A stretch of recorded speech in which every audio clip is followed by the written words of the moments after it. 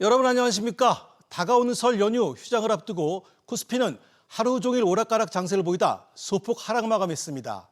질주하던 반도체주도 한숨 쉬어가는 모습을 보였지만 전반적으로는 견조한 흐름은 이어갔습니다. 오서영 기자. 네, 오서영입니다.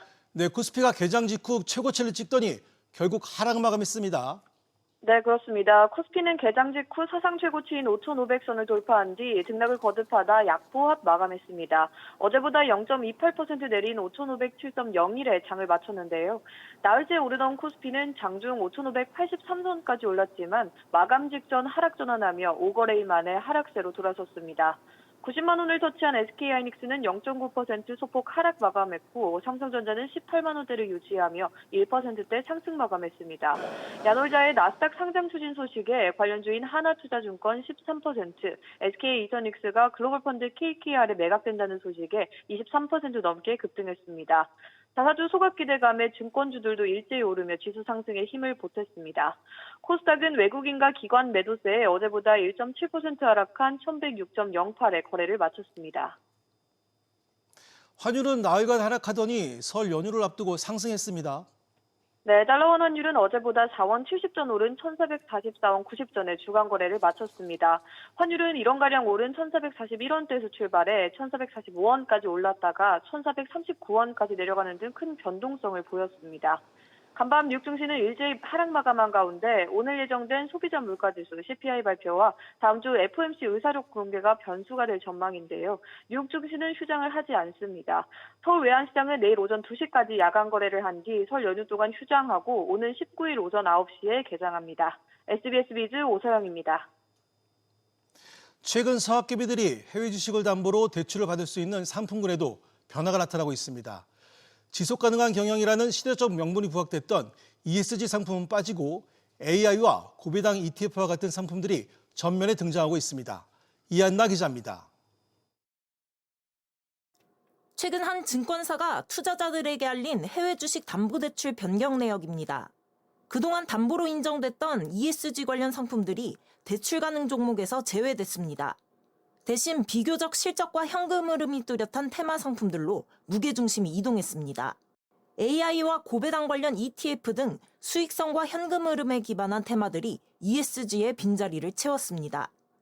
증권사 입장에서는 AI 관련주는 계속 상승세가 많이 예상이 되니까 담보 가치가 충분하고 ESG는 바람직한 투자이긴 하지만 담보 가치가 뭐 떨어진다. 근데 그렇게 판단한 거를 다른 증권사들도 최근 해외 주식 담보 유지 비율과 종목군을 수시로 재조정하며 리스크 관리에 속도를 내고 있습니다. AI 산업의 핵심 ETF들을 담보 대출이 가능한 종목으로 편입하는 시기입니다. 또 다른 증권사는 실적 기반이 약한 ESG 테마 ETF들의 증거금률을 100%로 높였습니다. 초단기 외상 거래인 미수를 쓸 수 없고 100% 현금으로만 사게끔 해 비투를 차단했습니다. 미국에서는 그 ESG에 대한 중요도가 많이 낮아지고 있어서 트럼프 행정부가 파리 기후 협약에 대한 탈퇴도 했고요. 그렇게 됨으로써 수익률도 잘 안 나오고. 명분보다 수익성과 현금 흐름이 서학개미들의 최우선 관심사로 떠오르면서 증권사들의 경쟁도 치열해지고 있습니다. SBS 비즈 이한나입니다. 3차 상법 개정안이 가시화되는 가운데 대신증권이 5천억 원 규모의 자사주를 소각하겠다고 발표했습니다. 증권업계 전반에 주저하는 기대감이 확산되면서 증권주들이 잇따라 급등했습니다. 신다미 기자. 네, 신다입니다. 네, 오늘 증권주들은 그야말로 잔칫날이었는데 얼마나 올랐습니까? 네, 오늘 대신증권 주가는 전날 종가 대비 14% 넘게 올랐습니다. 자사주 비율이 높은 신영증권과 미래에셋증권도 각각 17%, 15%가량 올라 장을 마쳤는데요. 신영증권은 자사주 비율이 51%를 웃돌고 미래에셋증권도 20%를 웃돕니다. 자사주 비율이 높을수록 향후 소각이나 배당 확대 등이 이루어질 경우 주당 가치 개선 효과가 상대적으로 크게 나타날 수 있는데요. 회사의 이익은 그대로여도 자사주 소각으로 유통 주식 수가 줄어들면 기존 주주의 몫이 커지기 때문입니다. 이에 따라 높은 비율의 자사주를 보유한 기업들이 향후 주주 환원 정책을 쓸 수 있다는 기대감에 투자 심리가 몰렸습니다. 신영증권은 개정안의 세부안만 확정되면 개정된 법에 따라 주주가치 제고를 최우선으로 고려하며 준수할 것이라고 밝혔습니다. 앞서 어제 대신증권이 대규모 자사주 소각을 발표하면서 이런 분위기가 강화된 거죠. 네, 그렇습니다. 대신증권은 어제 1,535만 주 상당의 자사주를 소각하고 최대 4천억 원 규모의 비과세 배당을 실시하겠다고 밝혔는데요. 3차 상법 개정안 논의가 본격화되는 가운데 법적 강제 이전에 선제적으로 자사주 소각에 나섰다는 점에서 대신증권의 행보는 이례적이라는 평가입니다. 기업들은 자사주 소각 의무화 논의가 불거질 때마다 전략적 제휴를 명분 삼아 이해관계가 맞는 기업과 자사주를 맞교환하거나 처분하는 것이 관행처럼 이어져 왔는데요. 이에 자사주 처분이 주주 환원이 아닌 경영권 방어 수단으로 활용된다는 지적을 받아왔습니다.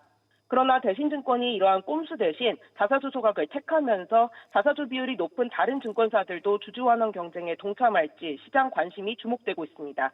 SBS 비즈 신다입니다. 이런 가운데 자사주 소각 의무화를 골자로 한 3차 상법 개정안 처리를 앞두고 오늘 국회에선 공청회가 열렸습니다. 자사주를 강제로 소각하되 경영권 방어를 위해 예외를 어디까지 인정할 것이냐가 막판 최대 쟁점으로 떠올랐습니다. 조슬기 기자가 보도합니다. 국회 법제사법위원회 공청회장, 자사주 소각 의무화를 둘러싼 핵심 쟁점은 경영권 방어 부분입니다. 자사주라고 하는 것이 거의 남아있는 유일한 경영권 방어 수단인데 경영권 방어 수단을 이렇게 묶어버리는 것이 과연 맞는 것인지에 관해서는 다른 퇴로를 열어놓지 않은 다음에는 좀 문제가 있지 않을까 이런 생각을 하고 있습니다. 자사주 소각 찬성 측은 이러한 주장을 정면으로 반박했습니다. 자사주를 제3자에게 처분하는 편법을 사용해서 자기의 어떤 입지를 강화하는 그런 방법을 통해서 본인의 이제 경영권을 보호하는 것은 바람직하지도 않을 뿐만 아니라 자사주 소각을 반대하는 측에서는 개정안이 기업 사냥꾼만 이롭게 할 것이라고 주장했습니다.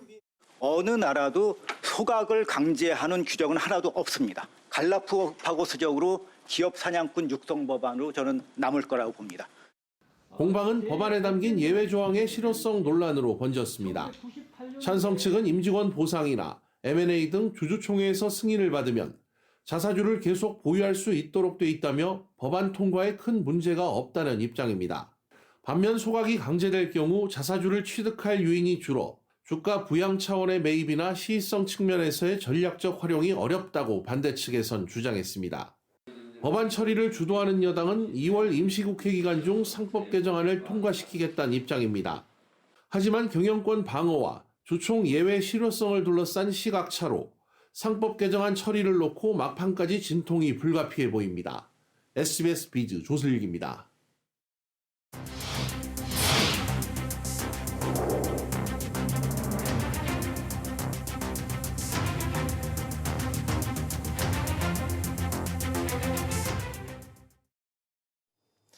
이재명 대통령이 다주택자 대출의 관행적 연장을 지적했습니다. 양도세에 이어 대출 측면에서도 다주택자 압박에 나선 건데 어떤 영향이 있을지 김한진 기자가 알아봤습니다. 이재명 대통령이 SNS를 통해 주거가 아닌 투자, 투기용 다주택 취득에 대출 연장 등 금융 혜택을 제공하는 것은 공정하지 않다고 언급했습니다. 수도권 규제 지역 내 다주택자 신규 주택담보대출을 제한한 627 대책 이전에 대출받은 경우 만기가 와도 갚지 않고 계속 연장하는 점을 지적한 건데 가계대출이 아닌 기업대출로 DSR 규제 등에서 자유로와 높은 한도로 대출을 받을 수 있고 자금 흐름 문제가 없으면 1년마다 연장할 수 있는 임대사업자 다주택자 대출이 표적으로 해석됩니다.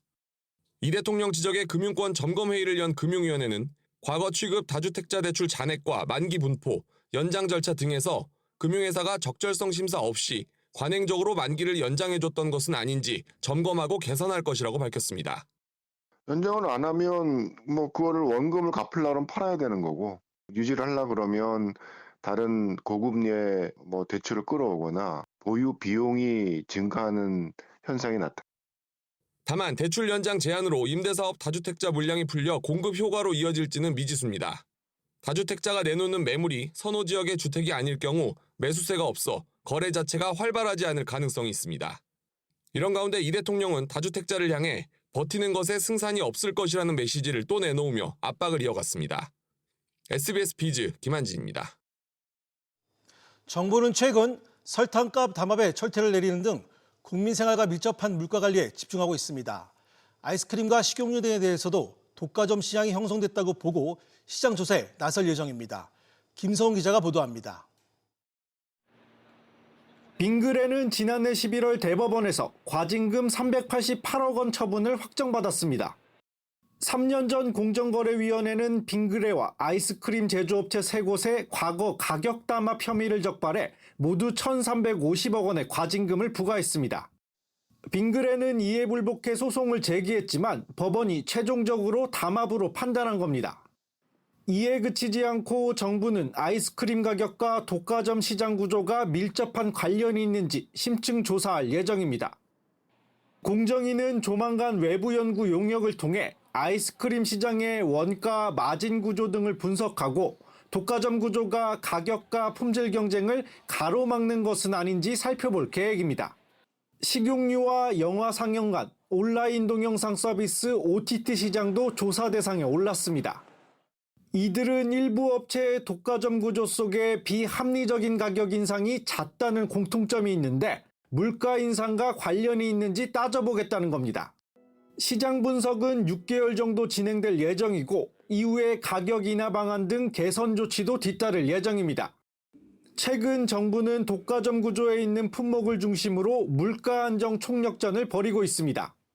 특정 품목들의 그 담합, 독과점 같은 불공정 거래에 대해서도 철저하게 감시해야 될 것입니다. 구윤철 부총리 겸 재정경제부 장관을 의장으로 물가관리 관계장관 TF도 가동 중입니다. 상반기부터 물가 안정 성과를 내겠다는 정부의 의지 속에 설탕에 이어 밀가루와 전분당, 계란과 돼지고기 등 식자재 품목에 대한 조치가 우선 이뤄질 전망입니다. SBS 비즈 김성훈입니다. 삼성전자 노사 교섭에 급제동이 걸렸습니다.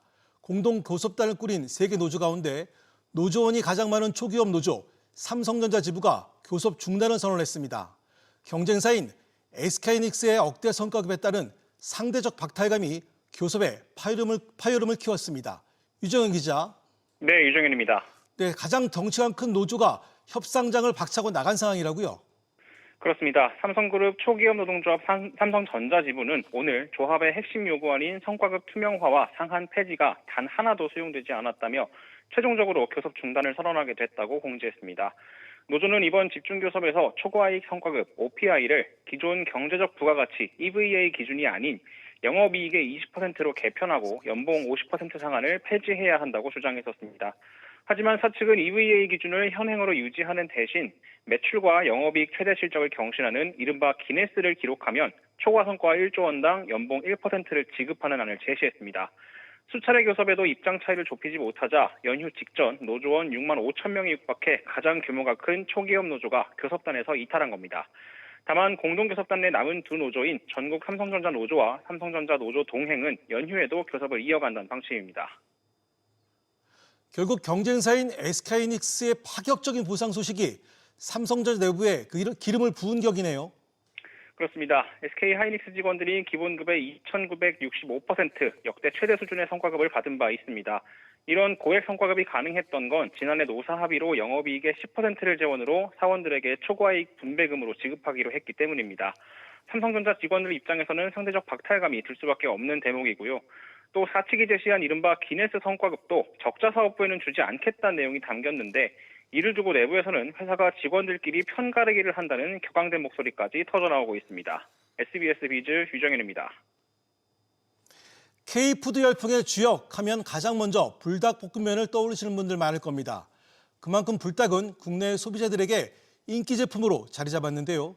그런데 상표권조차 인정받지 못하면서 불닭을 따라한 이른바 짝퉁이 기승을 부리고 있습니다. 신채연 기자의 보도입니다. 불닭하면은 뭐가 떠오르세요? 불닭볶음면이 아무래도 제일 유명하죠. 불닭볶음면, 네, 그게 떠오르고요. 삼양? 네, 그 브랜드. 불닭은 매운 닭 요리를 뜻하는 개념을 뛰어넘어 삼양식품의 불닭볶음면 그 자체로 소비자들에게 각인됐습니다. 해외 소비자들에게도 K푸드의 대표 브랜드로 자리 잡으면서 불닭볶음면의 글로벌 판매량은 불과 최근 2년 사이 2배 늘어 연간 20억 개가 팔렸습니다. 하지만 인기만큼 짝퉁이 판치고 있습니다. 검은색 포장지부터 불닭볶음면이라는 이름까지 얼핏 보면 삼양 제품 같지만 중국 업체가 만든 짝퉁입니다. 불닭과 비슷한 본닭부터 부닭까지 모방 제품들이 우후죽순 생겨나고 있는 건 상표권으로 인정받지 못하는 영향입니다. 불닭이 매운 닭 요리를 뜻하는 일반 명사 성격이 강해 특정 상품으로 인정하기 어렵다는 게 지식재산처의 설명입니다. 이에 대해 전문가들은 상표법의 본질에서 어긋날 수 있다고 우려합니다.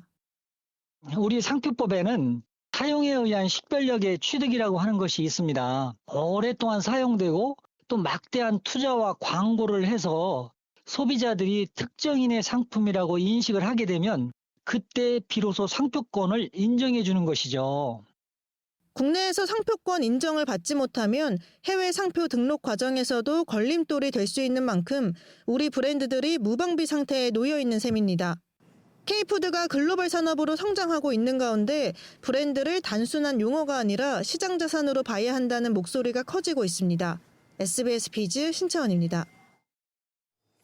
사람처럼 움직이고 이를 대신해주는 휴머노이드 로봇이 소비자 곁으로 성큼 다가왔습니다.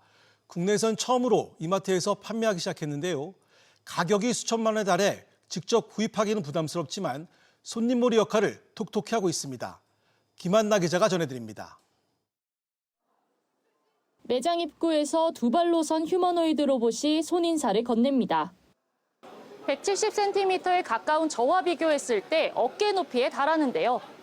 이렇게 걷거나 악수할 수 있지만 별도의 조종이 필요합니다. 실제로 나와서 악수도 하고 인사도 하고 그러니까 진짜 신기했어요. 로봇 관련된 부분들에 대해서도 시간 나서 아이들이랑 같이 그런 거 경험하려고 방문하게 됐습니다. 이마트는 가전 특화 매장인 일렉트로마트에 최근 로봇 코너를 마련했습니다. 중국 유니트리의 휴머노이드 로봇 지원을 비롯해 강아지처럼 움직이는 사족 보행 로봇과 앉아서 사람과 바둑을 두는 로봇, 어르신을 위한 돌봄 로봇 등 14종의 로봇을 시연하고 판매도 하고 있습니다.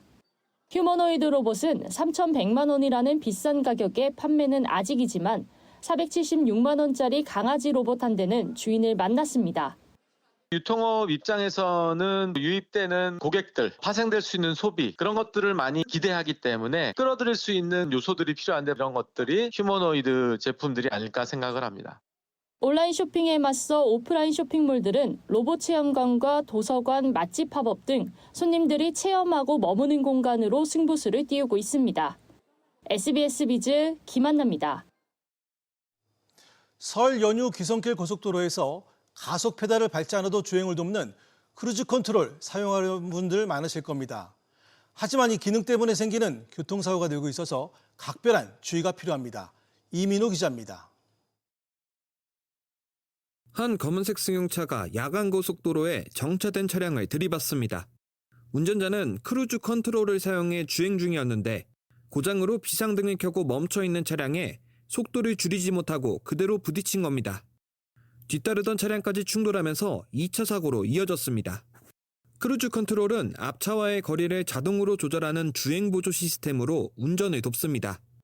핸들이나 페달 조작이 필요 없어 장시간 운전 시 고속도로에서 자주 사용되지만 그만큼 사고 발생도 늘고 있습니다.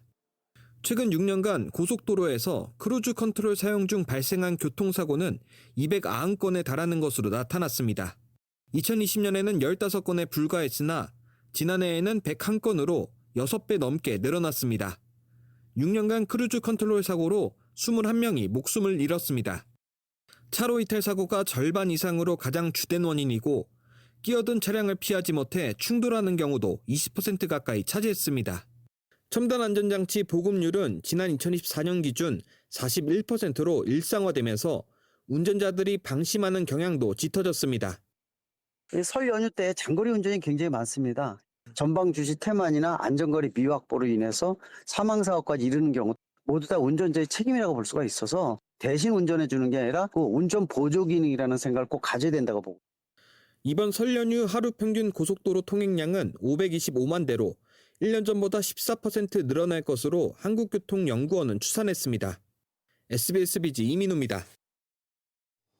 청년 노동자 과로사 의혹이 제기된 런던 베이글 뮤지엄에서 직장 내 괴롭힘과 주 이른 시간 노동, 임금체불 등 수십 가지 법 위반이 만연했던 것으로 드러났습니다. 자세한 내용 취재기자 연결해 알아봅니다. 서지영 기자, 고용노동부의 감독 결과가 나왔죠? 네, 노동부는 런던 베이글 뮤지엄을 포함한 18개 계열사를 운영하는 LBM에서 직장 내 괴롭힘과 임금 명세서 미규부 등 법 위반 61건이 확인됐다며 과태료 8억 100만 원을 부과했습니다. 이와 함께 강광구 LBL 대표를 근로기준법과 산업안전보건법 위반 등 5개 혐의로 형사 입건했습니다. 지난해 10월 사망한 청년 노동자가 일했던 런던 베이글 인천점은 고인을 포함한 7명의 직원에 대해 개장을 앞둔 일주일 동안 주 70시간 이상 근무를 시킨 것으로 나타났습니다. 그리고 장시간 일을 시키면서도 임금은 제대로 주지 않았다면서요? 네, 연장 근로의 경우 본사의 사전 승인을 받았을 때만 수당을 지급하고 승인받지 못한 돌발 업무에는 수당을 주지 않았습니다. 또 1분만 지각 출근을 해도 15분에 해당하는 임금을 깎았고 본사 회의나 교육에 참석한 시간도 연차 휴가로 처리를 하는 등 LBM은 이런 식으로 5억 6천만 원이 넘는 임금을 체불했습니다. 뿐만 아니라 안전보건관리자를 두지 않고 산재가 발생해도 당국에 늑장 보고하고 직원들의 건강진단도 하지 않았습니다. 강압적인 조직 문화도 지적이 됐는데요. 휴게 시간에 무조건 사업장 내에 머물러야 하고 직원들이 모인 아침 조회 시간에 사과문을 읽게 하거나 중대 영업비밀 누설 시 1억 원을 물어내라는 서약서를 쓰게 하기도 했습니다. SBS 비즈 서주연입니다. 식당부터 숙박업소까지 특수를 노린 바가지 요금이 때마다 기승입니다. 오는 6월 BTS 월드투어 공연이 예정된 부산 상권도 벌써 들썩이고 있는데요. 숙박요금을 무려 8배가량이나 올린 곳도 있었습니다. 최나리 기자, 숙박요금이 벌써 많이 올랐네요. 네, BTS 공연이 열리는 오는 6월 13일, 14일 주말 부산 지역 1박 평균 숙박요금은 평균 2.4배 오른 것으로 조사됐습니다. 공정거래위원회와 한국소비자원이 부산 지역의 호텔과 모텔, 펜션 등 135개 숙소를 대상으로 숙박요금 실태를 살폈는데요. 평소 20만 원대였지만 해당 기간에는 40만 원대로 크게 올랐습니다. 유형별 상승폭은 모텔이 3.3배, 가장 높았고 호텔 역시 2.9배, 펜션 1.2배 순이었습니다. 개별 숙소로 따져보면 10곳 중 1곳이 평상시보다 5배 이상 올렸는데요. 무려 7.5배를 올린 곳도 포함되어 있었습니다. 이 정도면 숙소를 선택하기가 부담스럽겠는데요? 그렇습니다. 부담을 그나마 줄이려면 공연 예정지와 교통 중심지에서 조금 벗어나야 할 텐데요. 공연 주간 부산역 인근 10km 내 위치한 숙소와 부산 사상시외버스터미널 인근 숙소의 경우 3배 넘게 오른 반면 해운대와 광안리 해수욕장 인근의 상승률은 상대적으로 낮은 편입니다. 여행 숙박 플랫폼 여기어때에 따르면 다음 달 서울 광화문 BTS 컴백 공연 기간 예약 건수도 지난해 대비 450% 증가했습니다. 이 기간에도 수요가 폭발적인 만큼 평사보다 비싼 바가지 요금 피해 예방을 위한 소비자 주의가 필요합니다. 정부는 1분기 바가지 요금 근절 대책을 내놓을 예정인데 실제 소비자 부담을 줄일 수 있는 방안이 마련될지 지켜봐야겠습니다. SBS 비즈 최나리입니다.